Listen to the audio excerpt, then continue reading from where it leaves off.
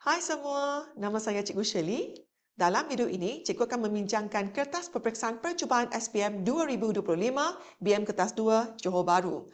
Mari kita lihat soalan kelima iaitu peribahasa. Jadi untuk soalan ini, biasanya dia akan suruh kamu berikan peribahasa dan juga maksud ataupun kamu beri peribahasa yang berkaitan dengan petikan yang diberikan. Lepas tu kamu perlu bina ayat ataupun isi tempat kosong dengan peribahasa yang sesuai ataupun beri peribahasa yang sama maksud dengan peribahasa yang ada dalam petikan. Jadi untuk soalan ini, dia hanya nak kamu nyatakan dua peribahasa yang sesuai sahaja. Jadi sangat senang nak dapat 4 markah untuk kertas ini. Ya. Okey, jadi kita baca dulu. 10 tahun lalu, Zulaika meninggalkan kampung halamannya kerana kehidupan yang susah dan berlaku perselisihan faham dengan adik-beradiknya. Jadi perselisihan faham ialah misunderstanding with the siblings. Okay? Kini dia di perantauan, maksudnya di overseas ya, yang dan dapat menikmati kehidupan yang agak selesa. Very comfortable life. Okay? Living a very comfortable life. Walau bagaimanapun, berbekalkan ingatan terhadap kampung halaman yang masih membara. Means no matter what, she still miss her hometown. Yeah?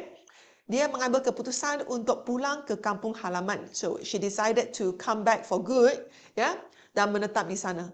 Dia juga terbuka untuk meminta maaf. So, she also ready to apologize dan berbaik semula dengan adik-beradiknya. Okay, and be nice with the siblings. Kini, kehidupan Zulaika lebih bahagia. So, now she is even more happy. Okay, living a happier life, ya. Okay, jadi di sini, apakah peribahasa yang sesuai? Jadi di sini dia sini ya, berbekalkan ingatan terhadap kampung halaman yang masih membara, dia mengambil keputusan untuk pulang ke kampung halaman dan menetap di sana. Jadi mula-mula di perantauan overseas, no matter what, still the best is your own hometown. Okay? Jadi apakah peribahasa yang sesuai? Tentang hujan emas kan? Jadi hujan emas di negeri orang, hujan batu di negeri sendiri. Lebih baik di negeri sendiri. Betul tak? Setuju tak? Kan?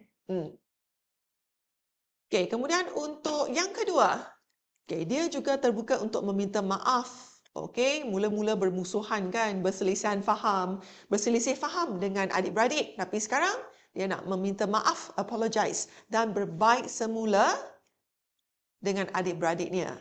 Jadi ini apa? Apakah peribahasa ni? Cari. Kita tukar warna biru. Cari. Bulu ayam lama-lama bercantum juga. Okey? Jadi dapatlah 4 markah, senang saja. Okay? Lepas tu kita beralih ke soalan ke-6. Ya? Jadi sebenarnya dalam soalan ini ada lebih daripada 2 peribahasa yang dapat kamu nyatakan. Jadi kalau kamu tahu, beritahu cikgu dalam ruangan komen di bawah. Ya?